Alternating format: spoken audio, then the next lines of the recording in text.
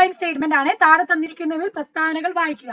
Protoplasm means all the substance inside the cell membrane. കോശസ്തരത്തിനുള്ള എല്ലാ പദാർത്ഥങ്ങളും ചേർത്താണ് നമ്മൾ ജീവദ്രവ്യം എന്ന് പറയുന്നു.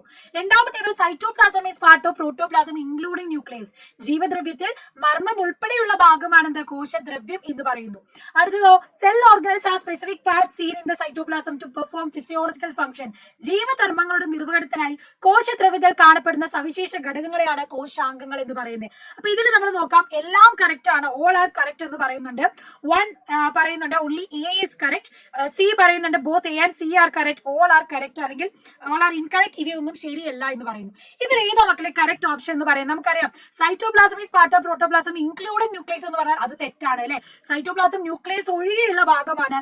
ഇനി കോശസ്തരത്തിനുള്ള എല്ലാ പദാർത്ഥങ്ങളും ചേർത്ത് ജീവദ്രവ്യം എന്ന് പറയുന്നത് അതും ശരിയാണ്.